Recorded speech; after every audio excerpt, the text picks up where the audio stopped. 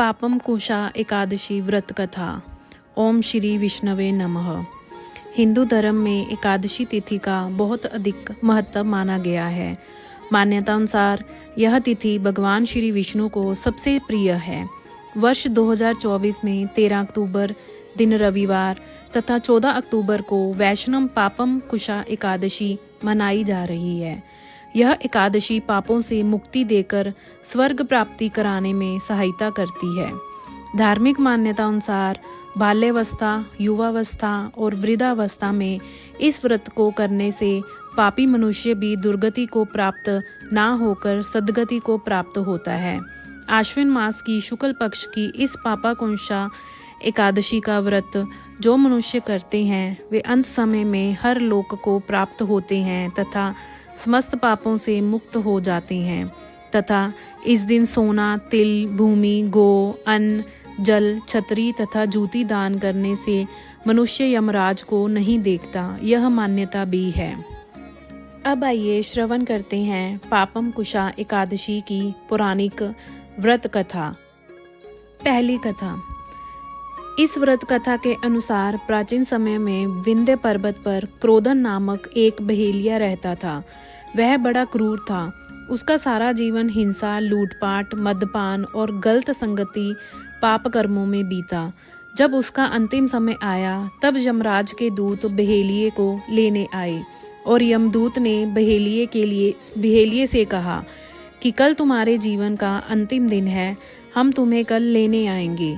यह बात सुनकर बहेलिया बहुत भयभीत हो गया और महर्षि अंगीरा के आश्रम में पहुंचा और महर्षि अंगीरा के चरणों पर गिरकर प्रार्थना करने लगा।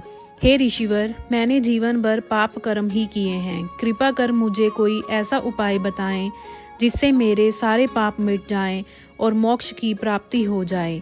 उसके निवेदन पर महर्षि अंगीरा ने उसे आश्विन शुक्ल की पापकुंशा एकादशी का विधि पूर्वक व्रत रखने के लिए कहा। महर्षि अंगीरा के कहे अनुसार उस बहेलिये ने यह व्रत किया और अपने द्वारा किए गए सारे पापों से छुटकारा पा लिया और इस व्रत के प्रभाव से उसके सभी संचित पाप नष्ट हो गए तथा उसे मोक्ष की प्राप्ति हुई। अतः पौराणिक मान्यता अनुसार यह एकादशी स्वर्ग, मोक्ष, आरोग्यता, सुंदर स्त्री तथा अन्न और धन देने वाली है।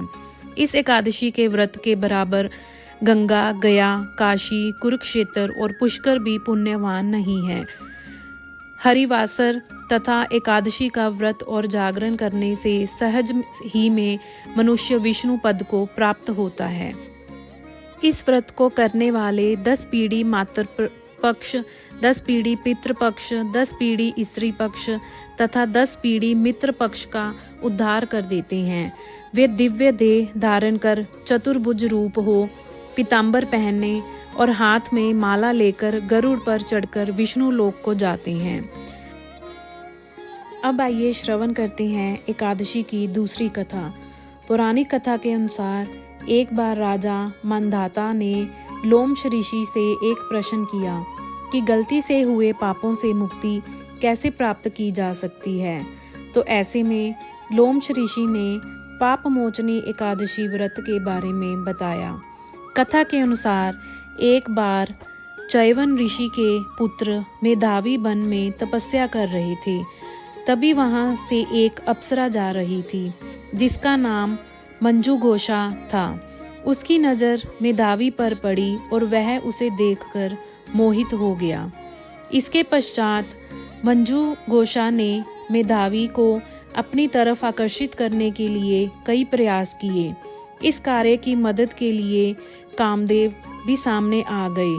तब मेधावी भी मंजू घोषा की तरफ आकर्षित हो गए। ऐसे में वह देवों के देव महादेव की तपस्या करना भूल गए। कुछ समय निकल जाने के बाद मेधावी को अपनी गलती का एहसास हुआ तो उन्होंने मंजू घोषा को दोषी मानते हुए उन्हें पिशाचनी होने का श्राप दिया, जिससे अप्सरा अधिक दुखी हुई। इसके बाद अप्सरा ने मेधावी से माफी मांगी और इस बात को सुनकर मेधावी ने मंजू घोषा को चैत्र माह की पाप मोचनी एकादशी व्रत के बारे में बताया। मेधावी के कहने पर मंजू घोषा ने विधि पूर्वक पाप मोचनी एकादशी का व्रत किया। व्रत के पुण्य प्रभाव से अप्सरा को सभी पापों से छुटकारा मिल गया। इस एकादशी व्रत के प्रभाव से मंजू घोषा दोबारा से अप्सरा बन गई और स्वर्ग में वापस चली गई। मंजू घोषा के बाद मेधावी ने भी पाप मोचनी एकादशी का व्रत किया और अपने पापों को दूर कर दिया। बोलिए श्री विष्णु भगवान की जय।